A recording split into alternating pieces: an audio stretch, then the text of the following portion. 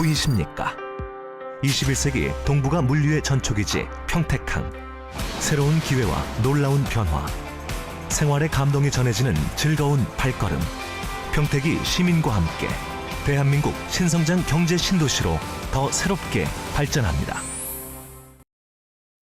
안녕하십니까. 국민행복시대 독자중심 언론 2월 17일 YBC 뉴스입니다. 기업 활동의 어려움을 해결하는 기업 SOS 지원단 활동이 가시적인 성과를 거두고 있습니다. 보도에 강민정 기자입니다. 남경필 경기도지사가 취임 후 기업 현장 방문을 추진하며 기업 애로에 귀를 기울이고 있습니다.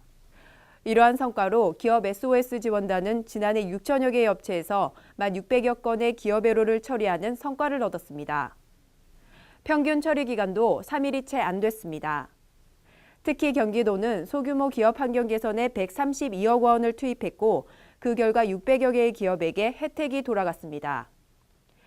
지속적으로 현장의 목소리를 듣는 남경필 도지사의 노력이 기업하기 좋은 환경을 조성하고 있습니다. YBC 뉴스 강민정입니다. 폐지를 줍는 어르신들, 우리 주변에서 쉽게 볼 수 있죠. 대부분 하루 벌어 하루 살기도 힘든 분들이 많은데요. 경기도가 이런 분들에게 생계비를 지원하기로 했습니다. 보도에 정영남 기자입니다. 매트리스 용수철과 빈병, 플라스틱, 폐지 등을 리어커에 싣는 어르신들이 있습니다. 대부분 몸이 불편하지만 생계가 어려워 일을 놓지 못해 새벽부터 나와 일을 하시는데요. 이렇게 일해도 한 달 동안 받는 돈은 몇만 원밖에 되지 않습니다.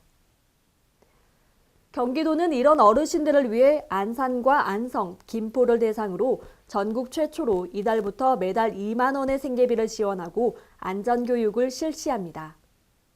또 사고 위험이 높은 만큼 야광조끼 착용과 운반도구의 야광 페인트 칠을 의무화하고 온열기와 방환복도 지급하기로 했습니다.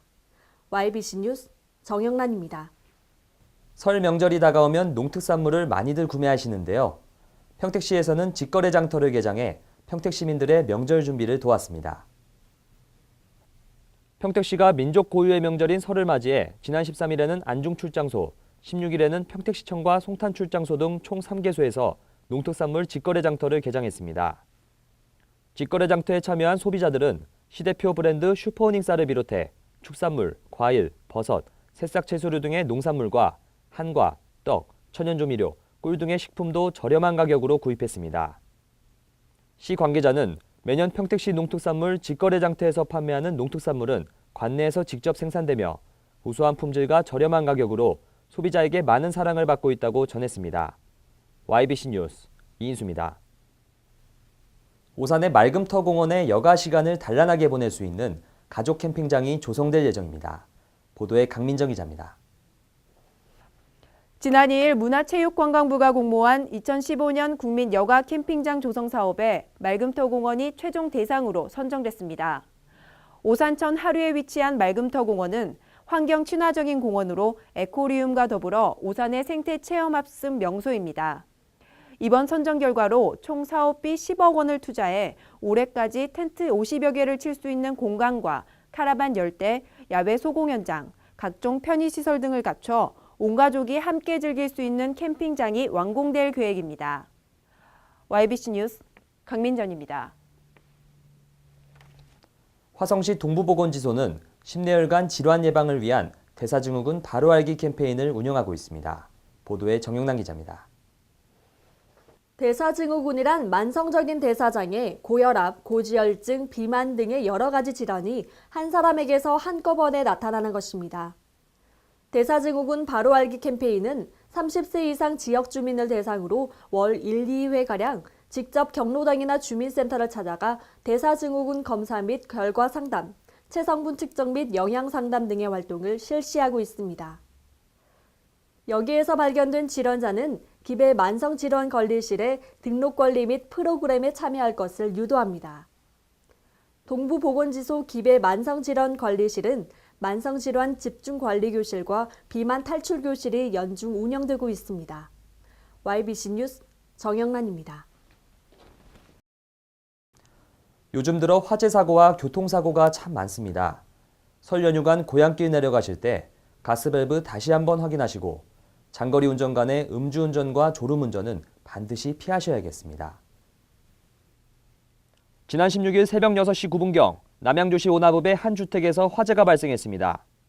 이 화재로 거주하던 아버지 A모 씨와 아들 B모 씨가 사망하고 이웃 주민 C모 씨는 연기를 마셔 인근 병원에서 치료를 받고 있습니다. 총 3,500만 원의 재산 피해와 6명의 이재민이 발생했으며 정확한 화재 원인은 조사 중입니다. 17일 오전 8시 25분경 경기도 포천시 일동면 길명리 일동터널 부근에서 승용차와 화물 차량 등이 들이받는 6중 추돌 사고가 났습니다. 이 추돌 사고로 4명이 다쳐 병원으로 이송됐으며 부상자 가운데 투싼을 보고 가던 30대 여성 운전자는 의식이 없어 위독한 것으로 전해졌습니다. 경찰은 갑자기 내린 눈 때문에 길이 미끄러워 사고가 난 것으로 보고 정확한 경위를 조사하고 있습니다. YBC 뉴스 이인수입니다. 내일은 우리 민족 최대의 명절 설날입니다. 고향 방문할 생각에 벌써부터 마음 설레시는 분들 많으실 텐데요. 오랜만에 함께한 가족과 즐거운 시간 보내며 웃음이 꽃피고 사랑이 넘치는 명절 보내시기 바랍니다. 시청해주셔서 고맙습니다.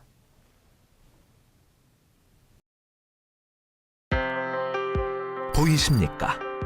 21세기 동북아 물류의 전초기지 평택항. 새로운 기회와 놀라운 변화. 생활의 감동이 전해지는 즐거운 발걸음. 평택이 시민과 함께 대한민국 신성장 경제 신도시로 더 새롭게 발전합니다.